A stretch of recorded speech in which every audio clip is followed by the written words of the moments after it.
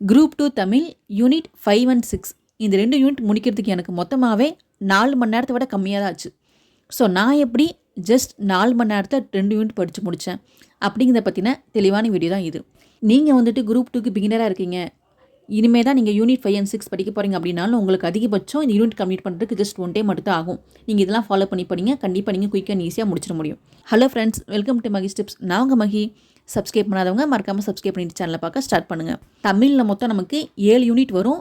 நான் மற்ற யூனிட்லாம் படித்து முடிச்சிட்டேன். நான் வச்சுருக்க பெண்டிங்கில் இருக்க யூனிட் வந்துட்டு 5 அண்ட் 6.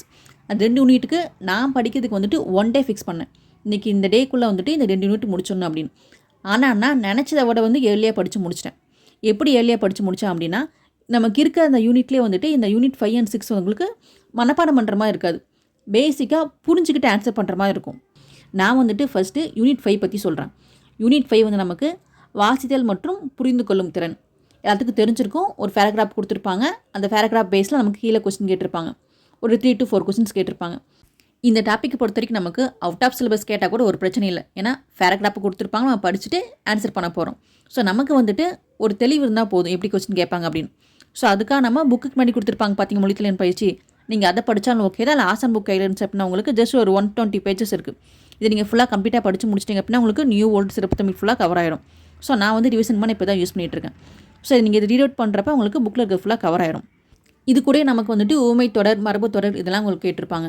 இப்போ ஊமை தொடர் அப்படின்னா எக்ஸாம்பிளுக்கு இப்போ இடி விழுந்த மரம் போல் அப்போ நமக்கு என்னமா இருக்கும், வேதனையாக இருக்கும். ஸோ இந்த மாதிரி பேசிக்காக நீங்கள் அந்த ஊமை தொடரை படித்தோம் அப்படின்னா அதோட பொருள் நமக்கே புரியும். நீங்கள் தமிழ் மீடியம் ஸ்டூடெண்ட்டாக இருந்தீங்க அப்படின்னா நீங்கள் ஜஸ்ட் இதெல்லாம் ரீட் பண்ணாவே போதும். நீங்கள் ஜென்ரல் இங்கிலீஷாக இருந்து தமிழ் படிக்கிற மாதிரி இருந்தால் உங்களுக்கு கொஞ்சம் கஷ்டமாக இருக்கலாம். மேபி தமிழ் மீடியம் ஸ்டூடெண்ட்ஸ் நமக்கு இந்த டாபிக் ரொம்ப ரொம்ப ஈஸி.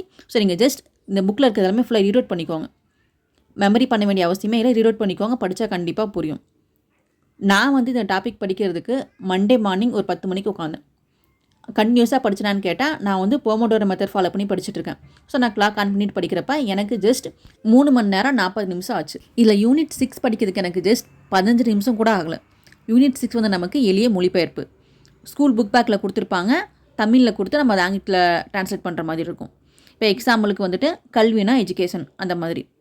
இந்த மாதிரி 6 to 12 வரைக்கும் இருக்க நியூ வேர்ல்டு சிறப்பு தமிழ்லாம் கம்பைன் பண்ணி படிச்சுக்கோங்க.